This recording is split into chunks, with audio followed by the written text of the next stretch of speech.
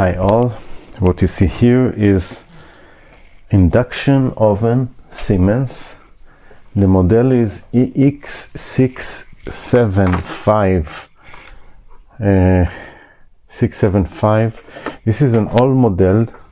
The letters afterwards, it's about 7 years old, stopped working, and I thought to do some quick video about it to explain, because I see things that interesting to me.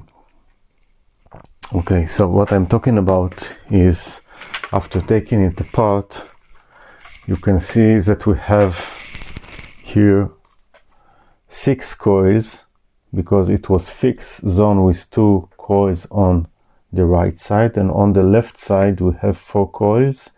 This was the flex zone. And by the way, this is put on a metal that I've already disassembled. These metals, you can see all the coils were here. I took it apart. It's pretty easy to take everything apart. You just have a few screws, and also took apart the control touch screen. You can see all the digits here.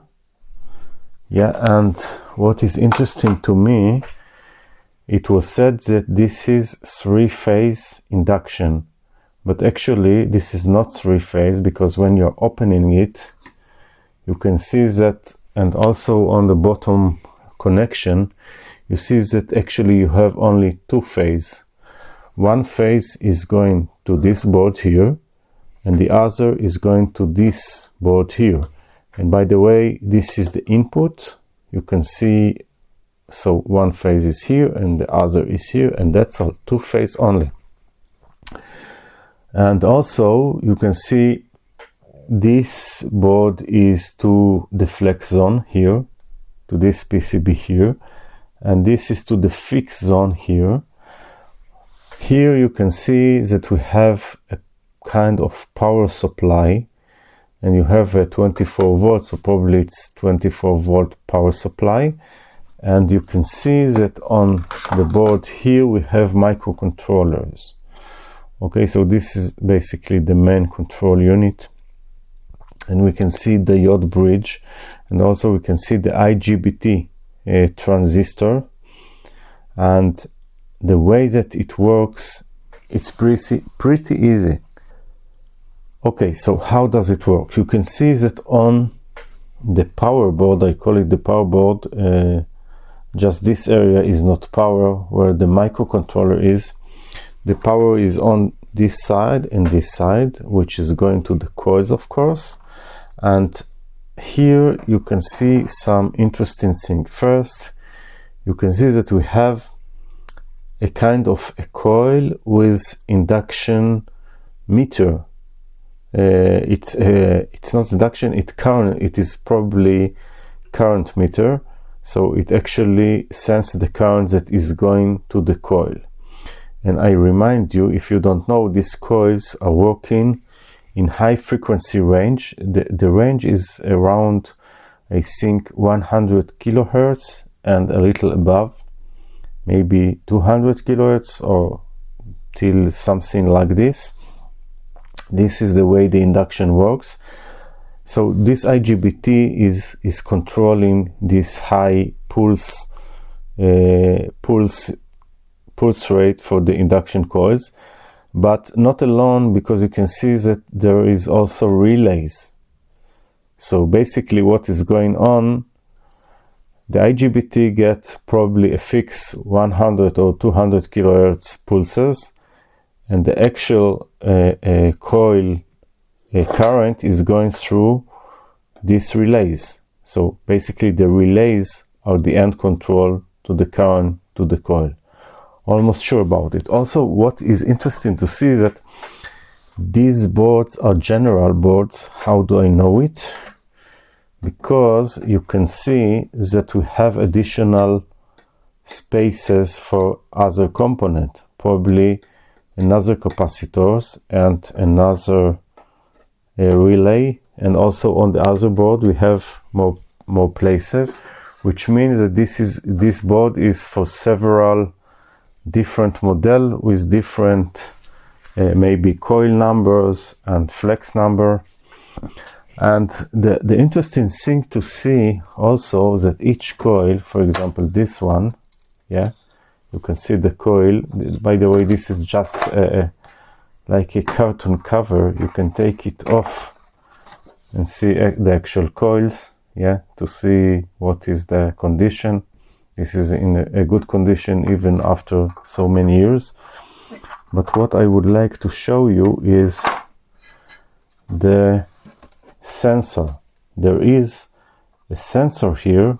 I am sure 100% that this is a temperature sensor which senses the temperature of the glass above to decide if this is still hot, because it gives an alert if the glass is still hot. So it is actually sensing that you will not touch with your hands. So this is basically how it works. So to separate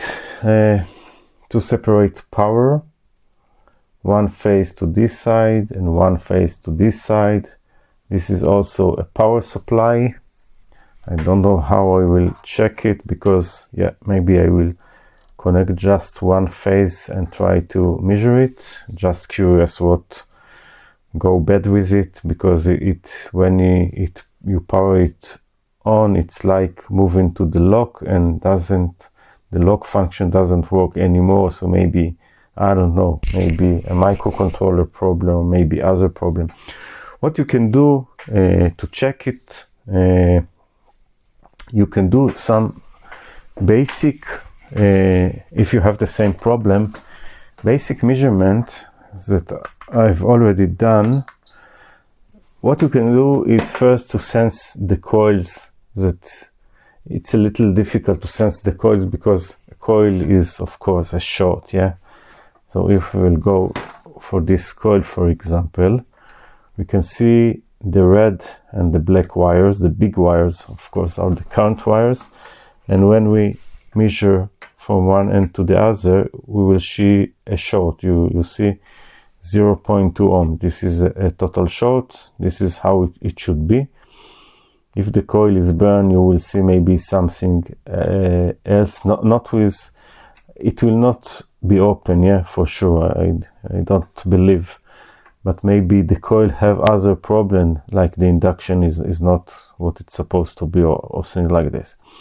The next thing is what I said is the temperature meter, two wires that goes, for example, to this connector, yeah. So you can measure it also, and I found that on the ambient it's 1300 ohms. So if it get hot, you know, it changes the resistance, or going higher or going lower.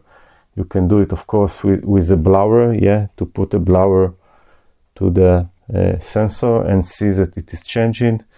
But probably if you see around 1300, this is okay. You check all of them, they were okay. And yeah, this is the main thing. Of course, you can check that you don't have a short between the IGBT pins, and you can check the diode bridge to see no short. This is a diode bridge. It looks to me like a diode bridge on this side and on this side. And this is the basic, and of course to, you know, visual inspection to see that you don't see any burn parts. By the way, you have a controller not just here, but also, yeah, on this side. Yeah, you can see this side here on the edge here. I'm not sure that you can see it on the camera. I will try to move it a little. So here you have also a microcontroller. So you have microcontroller here on these two, you know, on this board and on this board, yeah. So of course something can go wrong with the microcontroller. You need, first thing, maybe when applying power to this side of the board, to check that you have probably 5 volt or 3.3 volt. It is written, by the way, here. I see now 3.3 volts. So this controller is working on 3.3 volts. There is probably, this is the regulator on the side, so you have a regulator also on this side for sure, because I'm sure that it's also 3.3 volts on this board to the controller. So this, yeah, it's written here. So basically you can touch you and see that you have this voltage, and yeah, try some basic things to check. And yeah, this is what I want to show you. Just thought it will be interesting. So that's all for now. Thank you and bye.